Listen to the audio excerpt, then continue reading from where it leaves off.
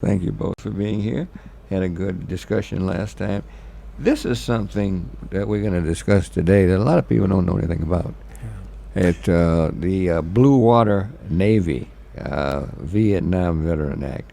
Why don't you start us off with that, Hugh? Well, if you recall, Cliff, I think we've mentioned it a couple of times over the past several months. Right. And essentially, what it is, a law was signed into effect last summer by the president.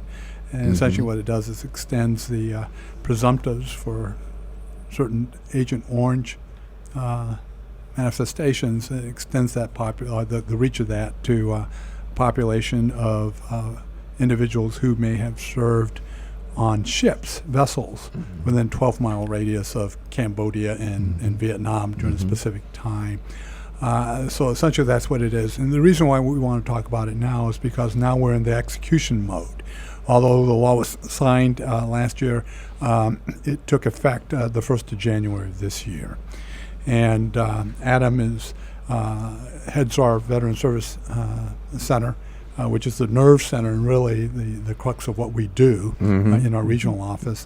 And he's one of our experts on claims processing, and he's really going to talk much more in depth about it than just because he's far more knowledgeable than I am about the topic. All right. So I'm going to shut up. Very good. All right. Yeah, Hughes always. Yeah, Hughes is great. Yeah. He hit the high notes. Yeah. At least. So most of our listeners are probably familiar with Agent Orange, and that there are certain presumptive conditions associated with Agent Orange exposure. There's 14 conditions that are linked to Agent Orange exposure. So what Blue Water Navy does is it takes presumptive eligibility, which was previously restricted to boots on the ground in country Vietnam, inland waterway travel, and evidence of docking on shore in Vietnam, and it expands that aperture to, like Hughes said, within 12 nautical miles from certain coordinates within Vietnam, so into the waters of offshore Vietnam and Cambodia. So I'm going to hit a couple of the details here. First, I'm going to talk a little bit about the law change, and then also when it comes to a benefits perspective of how you can file a claim and how you can receive those benefits if you're eligible. So the couple things that are important to note: the date range for this presumed exposure to Agent Orange is January 9th of 62 to May 7th of 1975. And that is for the 12 nautical mile range offshore Vietnam and Cambodia. The other element of the new law was that it expanded presumption to service within the Korean DMZ. And there's a specific date range for that as well. For the folks listening, it's September 1st of 1967 to August 31st of 1971. So two important date ranges to note. Now, the law didn't change the presumptive conditions. There's still the 14 Agent Orange conditions. The last three were the Niemer claims several years ago, leukemia, diabetes, and ischemic heart disease. That was a huge initiative several years ago. So there's still 14 presumptive conditions, but it did open to that offshore aperture of claimants that were on a boat, never set foot in Vietnam, but presumed exposure is there. Okay. So what does that mean for our folks that need to file a claim, or they have filed a claim but they were previously denied? I mean, that's the other important piece of this. So if you had previously filed a claim for Agent Orange related exposure and were denied, there were about 70,000 letters sent out to these folks that were denied solely based on not having set foot in Vietnam. So there's about 70,000 veterans should have received a letter saying you were previously denied, you might now be eligible based on the law change. You must still file a claim. So even if you received a letter, you do still have to come in and file a new claim for benefits. Those claims are going to one of 8 processing centers around the country that have been specifically trained for this Blue Water Navy initiative. We're working with the National Archives to go through all these ship logs, because you do have to establish that you were on a ship, yeah. in the coordinate range. Mm-hmm. So we have processing teams around the country that are sifting through digitized files and making requests for ship logs, duck logs to establish eligibility for these benefits. So if you were previously denied a claim and you have an appeal pending, or you have a current claim pending, those will automatically be reviewed for new eligibility based on the law change. So again, if you have an appeal pending already for Agent Orange related exposure that was denied because of the lack of in-country service, that'll be reviewed automatically. However, if you don't, you do still have to file a new claim for benefits. It does expand to eligibility for widows. Widows? If the veteran died due to an exposure-related illness, the widow may be eligible for benefits based on what we call a DIC, dependency indemnity compensation. So a surviving spouse could be eligible for benefits, as well as children with spina bifida, if as a result of Agent Orange exposure, could be eligible for benefits as well. Let me ask you, Adam. Sure. Quite frankly, if and what you're doing is great. If I wasn't the host of this show, I wouldn't know about it. I really wouldn't. And I'm sure that's why we do this, of course. Right. Because it's just a great thing that to get out this information. But since the legislation has been signed and all, are we really getting, to your opinion, because you're there, you know exactly what you both, are we really getting the kind of response you think is what we need? Because yeah, I mean, I do think we're stepping up our outreach efforts to make sure that, like you said, make sure that people do know. We scheduled a series of town halls in partnership with VHA and at various facilities around the state to get out. Anybody that works with a VSO, a service officer, or with their state Department of Veterans Affairs, they should be able to be educated through those venues. A lot of information on our website. The va.gov website for folks that are familiar with going on. As far as the response, like I said, there were about 70,000 letters sent out. This body of applicants is probably much smaller than a few years ago when we did NEMR and we did the new Agent Orange presumptives. We got about 250,000 claims in. Really kind of brought the whole claims process to a screeching halt. So far for the new BWN legislation, we've only received about 16,000. So it is a much smaller pool of applicants, but no less important in getting the word out there and making sure that folks know what they're eligible for. So that's why I think we're trying to be proactive in getting out there and talking about it. I think it's great it's happening. I'm just what my concern is, Adam, is that enough people do know about it. Right. Because I tell you, I didn't know anything about it. Right. I just didn't know anything about it, Hughes. Well, that's why you're important to us. This program is important to us. And, absolutely. And as Adam said, our effort to make this information available through our participation in a number of town halls throughout the state over the next several weeks. Additionally, letters were sent out by VA to those veterans who possibly were impacted by this decision as well. So it's this is part of our effort to maximize this information sharing. Folks. That's what you folks do. Right. You do a good job doing it. I just I'm amazed at how many things. What you mentioned a number of the issues that these veterans can suffer from this blue water thing. What's the most prevalent ones that we would hear about? Well, the ones that like I said off the top of my head, there's diabetes is Diabetes one. Is part of heart disease, ischemic heart disease is one. B-cell leukemia is another. Non-Hodgkin's lymphoma is another. There's 14. There's 14. There's 14 Agent Orange presumptive conditions currently that you don't need to show proof of exposure to Agent Orange. You need to show proof of service in a presumptive zone, so to speak, either in country or in the BWN zone. Yeah, of course, everybody talks about Agent Orange all the time. Yes. But this is, I didn't hear about this. I just mentioned Hughes, Blue Water, too.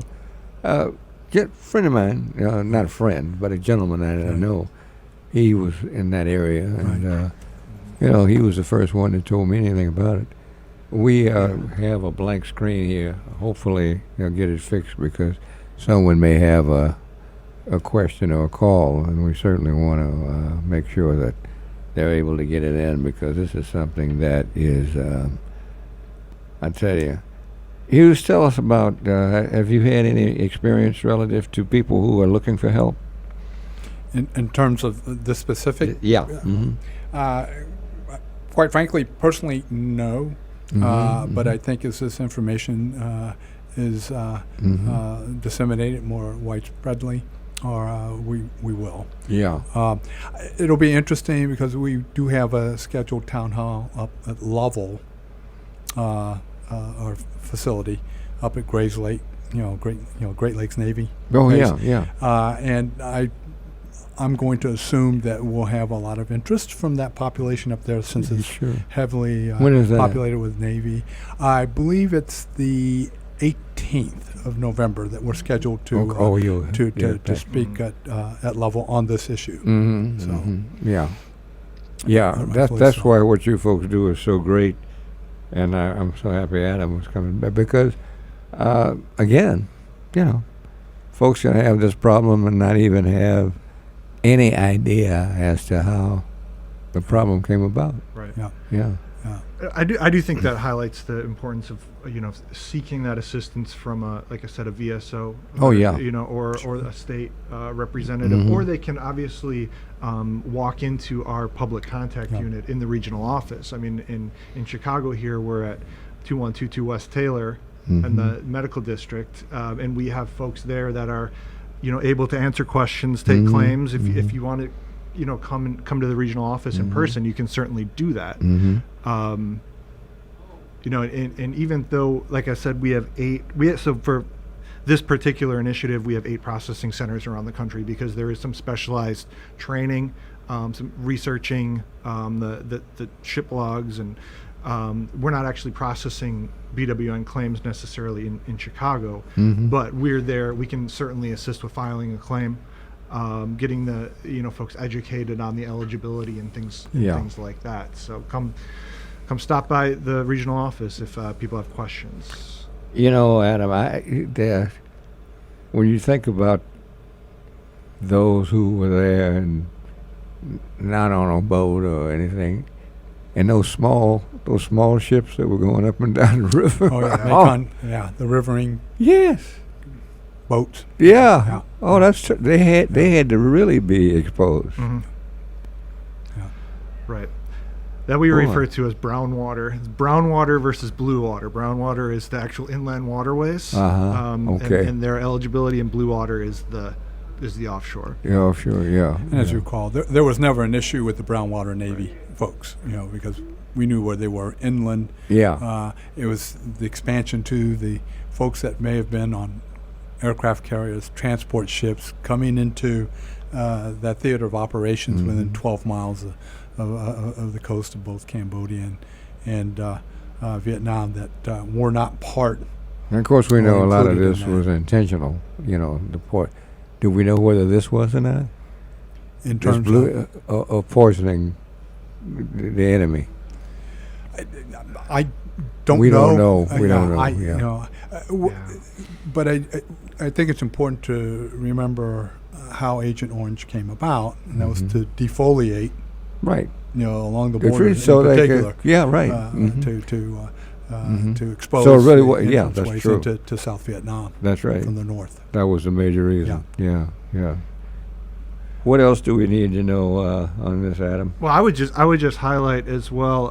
You know, Wow. if your listeners or the folks out there, even if it's not something that's impactful to them personally, it might impact someone that they know, or they could pass off this information to a friend or a relative, and that's that we encourage people to do is educate the folks around them as well. Not everybody. There's a lot of people listening to your show, I'm sure, but not everyone. So Yeah, that's right. certainly Let people know. Let people know. Our caller was down for a few minutes. If you want to make a call, we're back up again. So the number is 312-374-8130. We get great information from these folks, and we're glad to have them both back. And of course, Hughes is always here. The one thing that just dawned on me, looking at you and considering you and I were part of that generation. Yeah. I was on the latter part. Right. So you're talking about individuals who are probably in their early 70s now who were impacted by this. That's right. Exactly. And even if you don't think that you have a problem, is there some way that, Adam, that you should check yourself out? Well, you know, I highly recommend researching, and I can read the list off of the presumptive conditions. So if there's something that's obvious, that's a pretty good indicator that you might be eligible for your benefit. I have it in my bag right here. Like I said, I don't know them all off the top of my head, but let me tell you.